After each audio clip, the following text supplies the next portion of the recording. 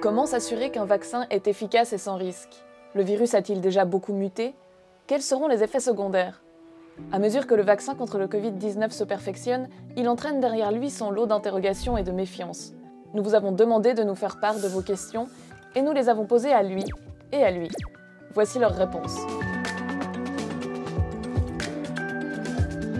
Au centre des débats, il y a cette nouvelle technologie jamais utilisée dans le cadre d'un vaccin, l'ARN messager.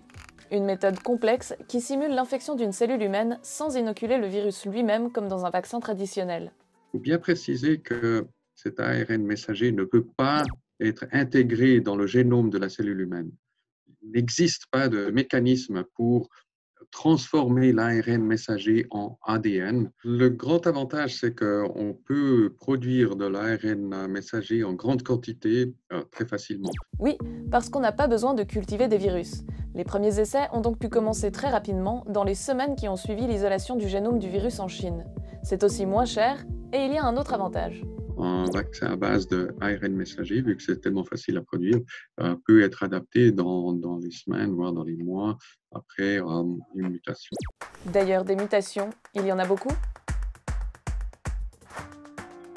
Le coronavirus est un virus relativement stable. Néanmoins, on a identifié environ une dizaine de mutations. Ces mutations n'ont pas mené à une modification importante du comportement de ce virus.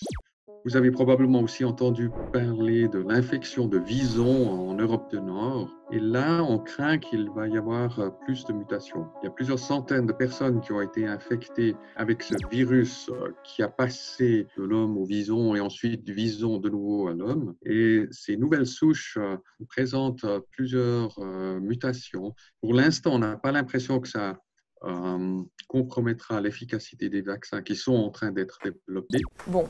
Mais même s'il est efficace, ce vaccin, il l'est pendant combien de temps? La durée de protection, ça, on ne sait pas encore. On sait par contre que les vaccins qui provoquent un taux d'anticorps très élevé donneront probablement une protection plus longue que les vaccins qui provoquent juste une légère élévation des anticorps. Et si on a déjà été malade, est-ce que le vaccin est dangereux? La question a été posée à 65 experts suisses et les réponses divergent.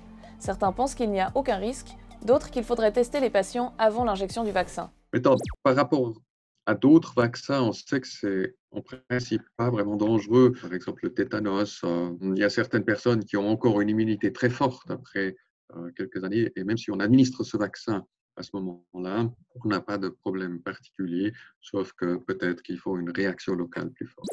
D'ailleurs, que sait-on des éventuels effets secondaires? À ce stade, on bénéficie de 2 à 3 mois de recul pour analyser les effets secondaires développés par les volontaires. Les effets secondaires les plus communs sont des douleurs locales ou un état fébrile transitoire qui dure en général 24 à 48 heures. Et pour l'instant, il n'y a pas d'effets secondaires inattendus qui sont survenus.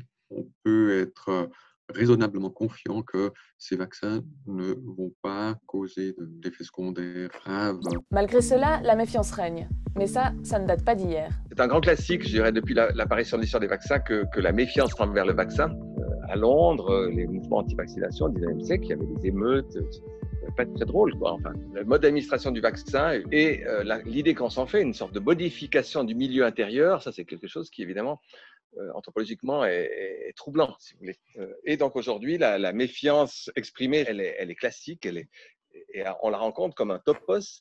Mais aujourd'hui, il y a quelque chose en plus. Ce qui change un peu les choses, c'est son attention dans le contexte de la méfiance ou de l'anti-science. Les 6 derniers mois ou 8 derniers mois, je ne pense pas qu'il y ait jamais, en histoire des sciences, eu de phénomène où la science se déballe autant par toutes les sortes de réseaux sociaux et dans tous les sens, en bien ou en mal, pour le meilleur et pour le pire. Ce qui, pour les historiens des sciences, n'est pas une surprise, à savoir que la science est un débat permanent, que chaque vérité est remise en question pour le lendemain, eh bien, lorsque ça apparaît sous la scène publique et sous cette forme de débat, ça, c'est quelque chose qui est tout à fait inédit en termes de masse et d'exposition au public. Un aspect reste pourtant essentiel pour freiner l'épidémie. Le lien social, c'est aussi ce qui permet de freiner une épidémie.